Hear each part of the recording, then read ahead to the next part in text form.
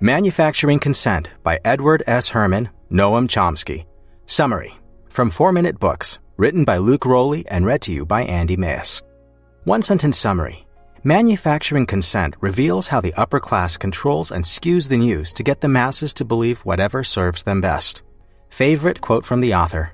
Education is a system of imposed ignorance. Noam Chomsky. Do you ever watch the news and ask yourself what the motivations are for a station sharing a particular story? Information should be informative, entertaining, and amusing, but is it always this way? The mass media has a dark side to it that you may not have thought of before. In addition to entertaining us, these sources also promote certain social norms and behaviors. The government and other people who control the country are more in charge of what you see on the television than you might think. These are the claims of Noam Chomsky's Manufacturing Consent, the political economy of the mass media. Chomsky argues that with an unequal division of wealth and power comes a wildly uneven distribution of stories that favors the upper class. Even though the media boasts objective, trustworthy reports, they are only a puppet of those who are really in charge. Here are 3 of the most fascinating lessons from this book. 1. The media covers events in ways that favor the elite ruling class. 2. Because of the need for advertising revenue, news outlets focus on stories that will benefit their advertisers. 3. Experts give facts and information that are really just a form of the upper class controlling the media with their money. Get ready to blow the lid open on the problems with mass media. Let's begin. Lesson 1. The elite ruling class controls what news the media covers. At first glance into the ideas behind this book, you might say you've seen the media criticize someone who is rich or powerful. But did you stop to think that their condemnation could be the result of another person who is more rich and powerful paying them off? As Qui-Gon Jinn put it in Star Wars Episode 1, there's always a bigger fish. Publishers of news will always favor the elite in one way or another. If harshness against the rich, who govern what these outlets share, comes from someone outside the upper class, news outlets merely ignore and suppress it. Take the Watergate scandal, for example. Appearing to criticize Richard Nixon, the news was actually only a puppet of another ruling class, the Democrats. The events around the scandal were harmful to the Democrats, and their aim was to improve their image again. At the same time, government agencies illegally spied on the small Socialist Workers' Party, but the media didn't make any effort to cover this act because its masters, the ruling class, didn't care about the little guys.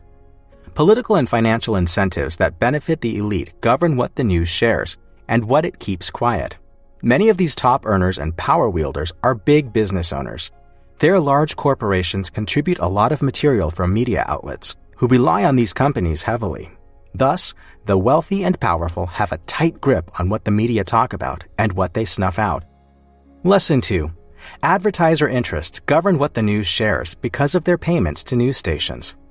To make it in the media world, you've got to pay for expensive reporters and publishing equipment. Add to this the competitive nature of the industry, and you've got a recipe for easy disaster. That is, unless you've got the cash to back up your station. This is why advertisers play such a large part in the reporting and publishing business. But you can't get sponsorship without making those advertisers happy. That means the coverage a news station provides is almost always biased.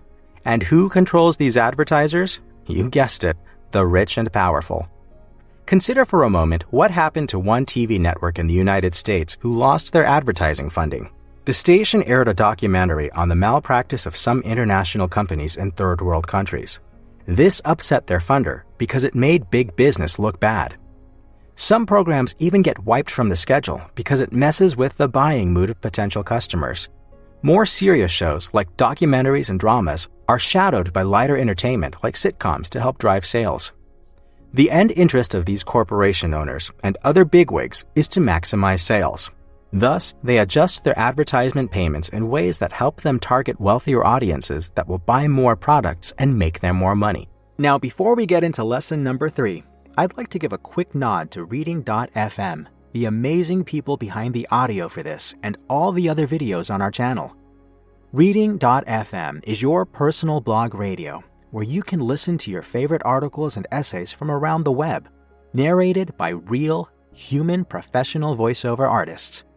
Use the link below to sign up for free and start listening to more summaries from 4-Minute Books as well as your favorite blogs right away. Okay, now let's dive into lesson number 3. Lesson 3. The upper class pays for experts to share their skewed findings on media outlets. How often have you seen something to the effect of "experts say" in the news or other media? I've often found myself quoting some of their statements. Now, I am a bit more leery of the accuracy of what experts tell us. Not only are most experts just as good at predicting things as the rest of us, but they are also paid by the rich and powerful. What may seem to be an authoritative and objective report of worldwide phenomenon is a mere bribery scandal meant to help the elite. Facts and information from these authorities is only a way for the dominant wealthy to propagate their opinions through the media. Let's look at the assassination attempt on Pope John Paul II as an example of experts skewing reports to favor the elite. A Turkish national attempted the murder, but 2 hired experts put the blame on the Soviet Union instead. People ate up the story even though it was based on questionable evidence and easily invalidated. The experts' credibility pushed a way of thinking that benefited the powerful. Hey, this is Nick, the founder of 4-Minute Books, and if you've learned something about the mysterious psychology of the human mind from this book summary, then you should watch this next one where we've summarized yet another bestseller that discovers the hidden truths inside our minds. Click on through and let's learn more about how humans work.